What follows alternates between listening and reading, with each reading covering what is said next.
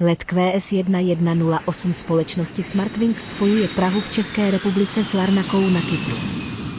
Vzlétá z letiště Václava Havla v Praze, Prg, a přistává na mezinárodním letišti Larnaka, Lka. Jak dlouho trvá let QS1108 z Prahy do Larnaky? Průměrná doba letu z Prahy do Larnaky je 2 hodiny a 57 minut.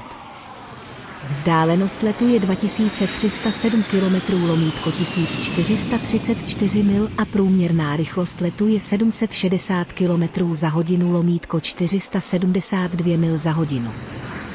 Kolik letů QS1108 je provozováno týdně? 7 letů týdně.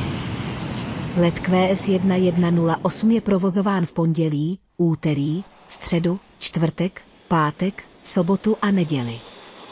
Jaká je včasná výkonnost OTP letu Smartwings QS1108 z Prahy do Larnaky?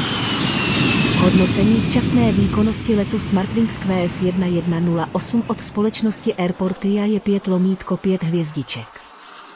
Tato metrika se vypočítává s využitím dat z posledních 10 letů.